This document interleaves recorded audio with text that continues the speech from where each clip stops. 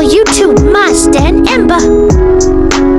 Kakak Rasulullah yang bernazar ingin menyembelih ayah Rasulullah templat.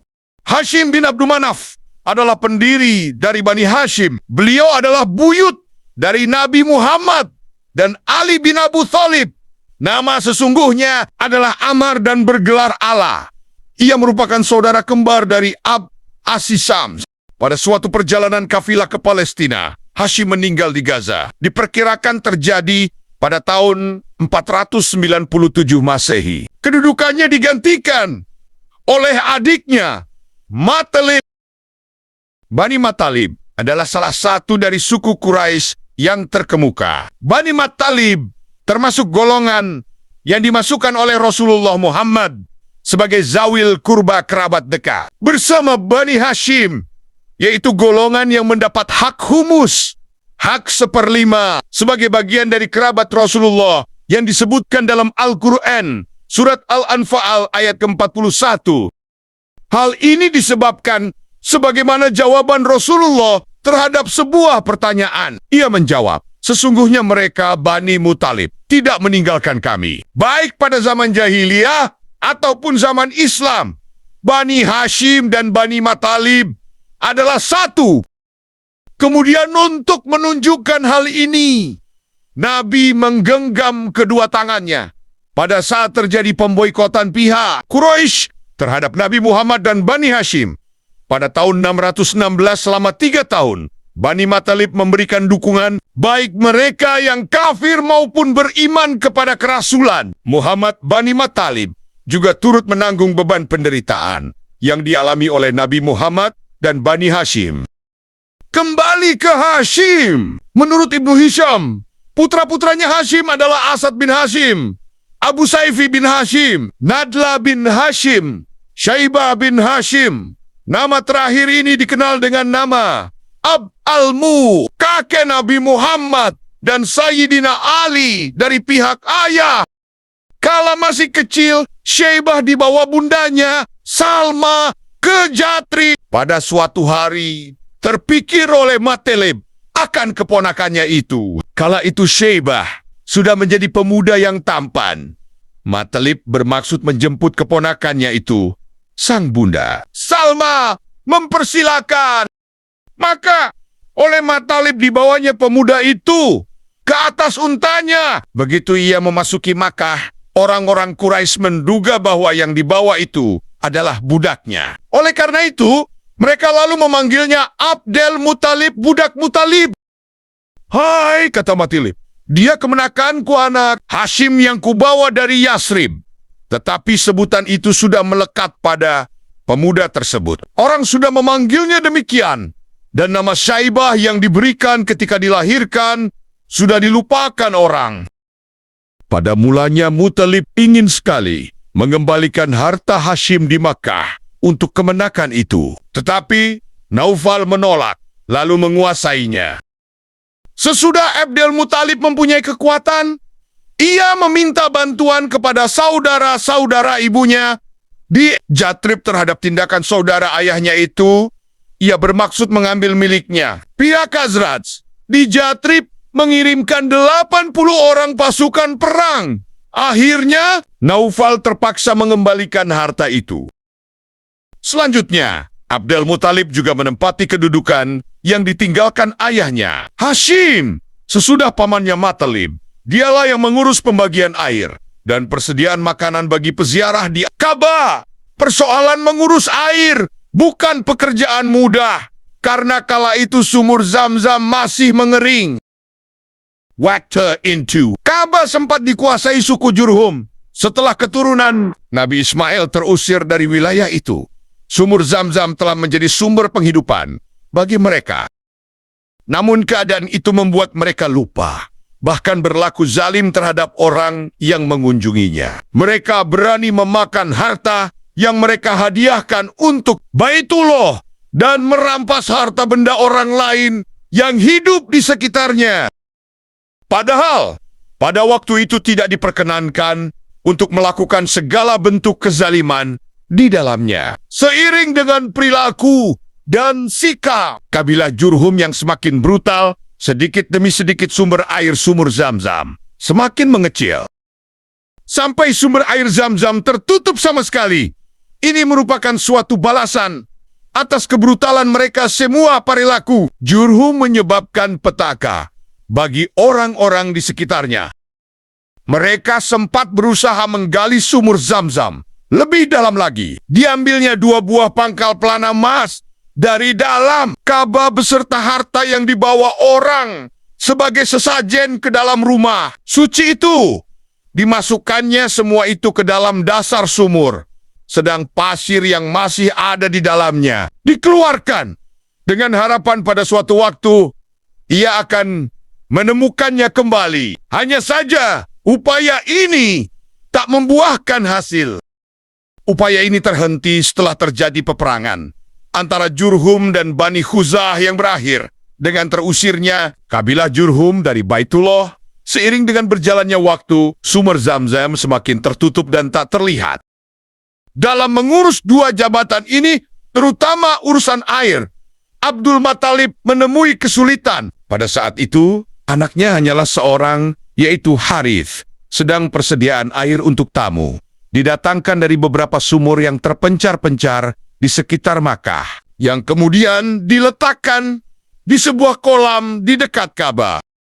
Sebaliknya, kalau Abdul Muthalib harus memikul jabatan penyediaan air dan makanan, sedang anak hanya Harith satu-satunya, tentu hal ini akan terasa berat sekali. Ini jugalah yang lama menjadi pikiran. Di sisi lain, orang-orang Arab masih selalu ingat kepada sumur Zam-Zam yang sudah mengering itu.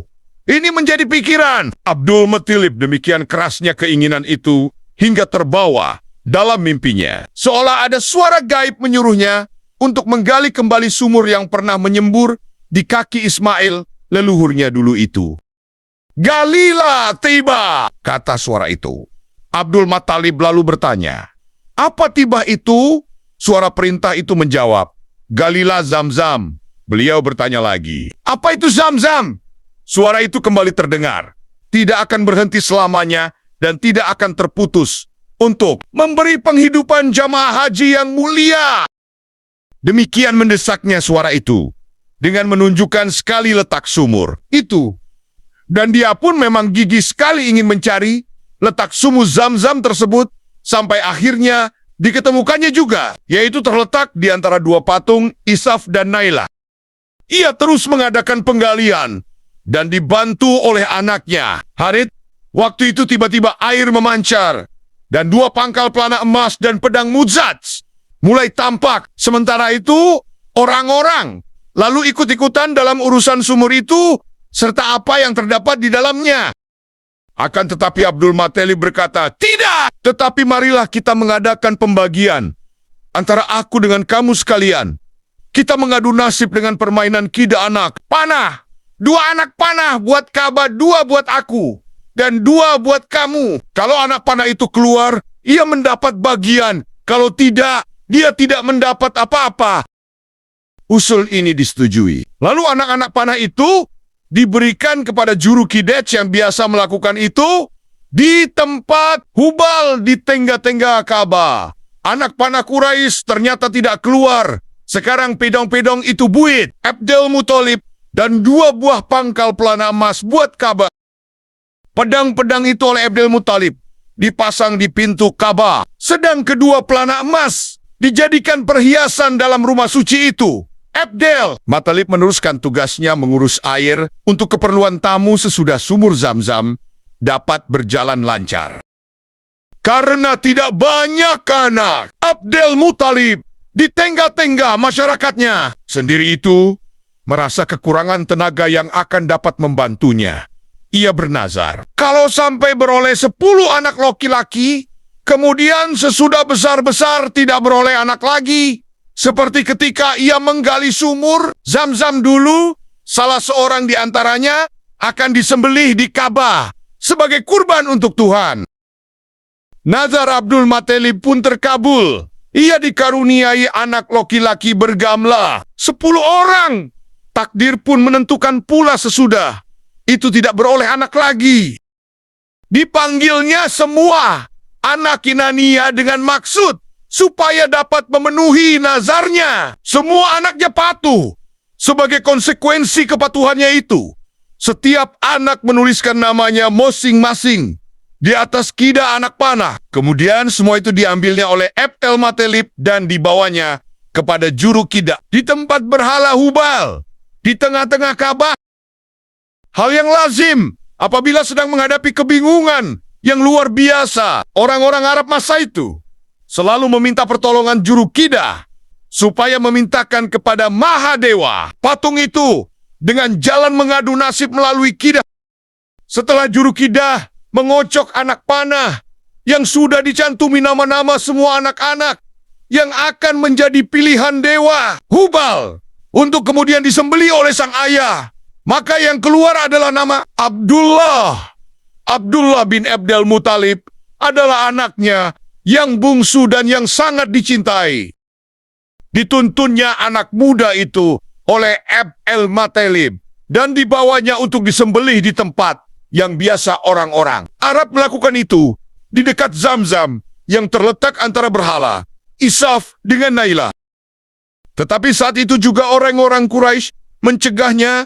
Atas pembatalan, Abdul Muttalib diminta supaya memohon ampun kepada Hubal. Abdel Muttalib masih ragu-ragu juga. Ditanyakannya kepada mereka apa yang harus diperbuat supaya sang berhala itu berkenan. Mughirah bin Abdullah dari suku Maksum berkata, "Kalau penebusannya dapat dilakukan dengan harta kita, kita tebuslah." Setelah antara mereka diadakan perundingan, mereka sepakat akan pergi menemui seorang dukun di Yatsrib yang sudah biasa memberikan pendapat dalam hal semacam ini. Dalam pertemuan mereka dengan dukun wanita itu, kepada mereka dimintanya supaya menangguhkan sampai besok. "Berapa tebusan yang ada pada kalian?" tanya sang dukun. 10 ekor unta, kata mereka. "Kembalilah ke negeri kamu sekalian," kata dukun itu. "Sediakanlah tebusan 10 ekor unta. Kemudian keduanya itu diundi dengan anak panah. Kalau yang keluar itu atas nama anak kamu, ditambahlah jumlah unta itu sampai dewa berkenan." Mereka pun menyetujui. Setelah yang demikian ini dilakukan, ternyata anak panah itu yang keluar tetap atas nama Abdullah juga. Ditambahnya jumlah unta itu sampai mencapai jumlah 100 ekor. Ketika itulah anak panah keluar atas nama unta itu. Sementara itu, orang-orang Quraisy berkata kepada Abdel Muttalib yang sedang berdoa kepada Tuhannya, "Tuhan sudah berkenan." "Tidak," kata Abdel Muttalib, "harus kulakukan sampai 3 kali. Tetapi sampai 3 kali dikocok anak panah itu pun tetap keluar atas nama unta itu juga." Barulah Abdel Muttalib merasa puas setelah ternyata sang dewa berkenan. Disembelihnya unta itu dan dibiarkannya begitu tanpa dijamah manusia atau binatang. Dan Abdullah ayah Rasulullah pun tak jadi disembelih. At-Tabari menceritakan sehubungan dengan kisah penebusan ini bahwa pernah ada seorang wanita Islam bernazar bahwa bila maksudnya terlaksana dalam melakukan sesuatu, ia akan menyembelih anaknya. Ternyata kemudian maksudnya terkabul. Ia pergi kepada Abdullah bin Umar. Orang ini tidak memberikan pendapat. Kemudian ia pergi kepada Abdullah bin Abbas yang ternyata memberikan fatwa supaya ia menyembelih 100 ekor unta seperti halnya dengan penebusan Abdullah, anak Abdel Muttalib. Tetapi Marwan, penguasa Madinah ketika itu, merasa heran sekali. Setelah mengetahui hal itu, nazar tidak berlaku dalam suatu perbuatan dosa, katanya. Itulah kisah nazar kakek Rasulullah yang ingin menyembelih ayah Rasul. Terima kasih sudah menonton. Semoga video ini bermanfaat. Subscribe, like, share, dan komen